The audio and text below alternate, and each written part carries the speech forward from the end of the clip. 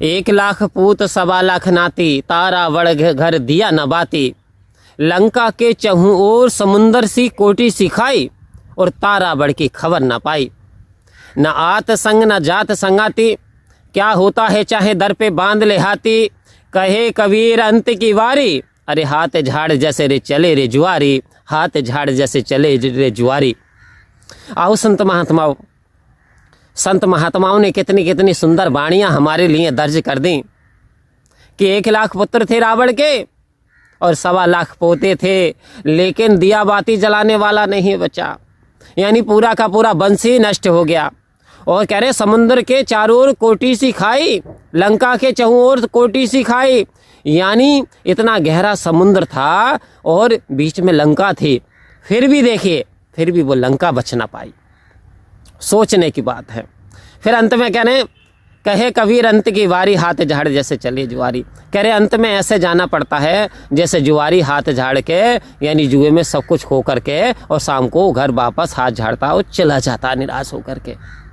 आओ संत महात्माओं, संसार जीने के लिए बहुत ज़रूरी है, क्योंकि शरीर इस आत्मा के लिए ज़रूरी है।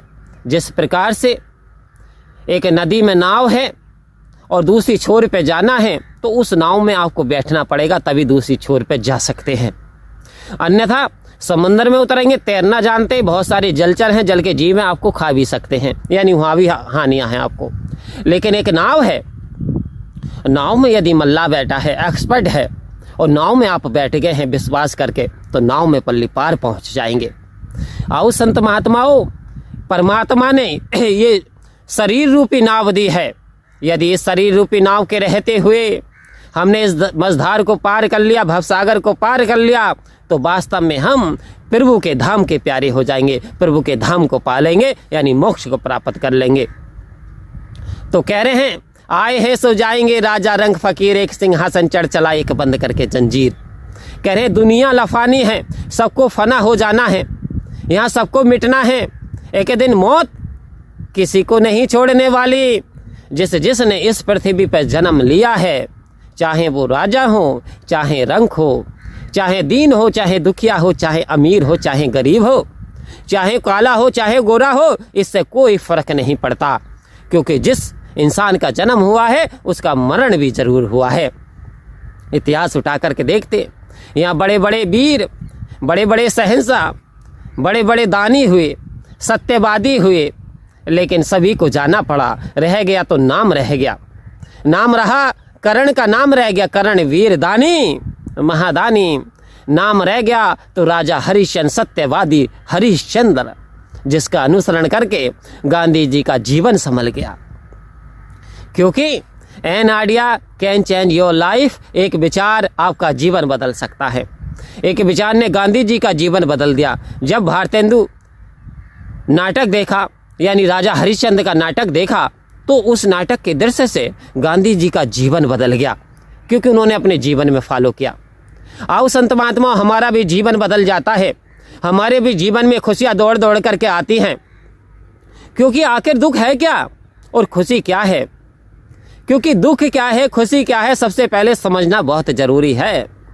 जो मन की हमारी मुराद जो होती है, इच्छाएँ होती है, जो विलिंग्स होती हैं, यदि ये इच्छाएँ हमारी पूरी हो जाती हैं तो इंसान खुश हो जाता है। हमारी इच्छा के अनुरूप कोई काम नहीं होता तो इंसान दुखी हो जाता है। तो इसका मतलब ये जो मन है, मन की जो कामनाएं हैं, यदि ये पूरी हो जाती है तो इंसान खुश हो जाता है, और पूरी नहीं होती तो इंसान दुखी होता है। तो ये कारण है दुख और सुख का। लेकिन संत कह रहे हैं, संत हमेशा खुशहाल रहते हैं, संत हमेशा माला माल रहते हैं, संत हमेशा आनंद में जीते हैं। आखिर वो कैसे संत हमेशा आनंद में जीते हैं? क्योंकि जैसी दृष्टि वैसी सृष्टि।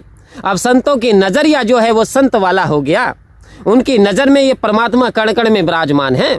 फिर वो झूम उठते हैं कि पायो जी मैंने नाम रतन धन पायो, वस्तु दी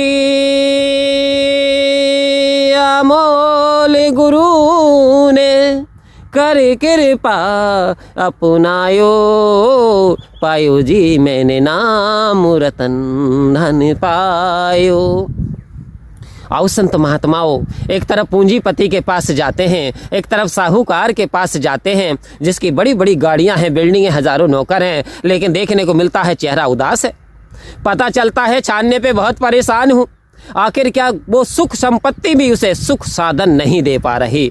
तो आओ संत महात्माओं, एक तरफ संत के पास जाते हो, एक तरफ इसके पास जाते हो जिस पे परमात्मा की कृपा है, जो परमात्मा का भजन भाव करता है, आनंद में रहता है और सभी से प्रेम करता है, तो वो खुशहाल रहता है। तो सतगुरु कह रहे यदि ये प्रेम बस जाए, यदि इंसान के अंदर प्रेम आ जाए तो वो उस खुशहाली भरा जीवन जिएगा।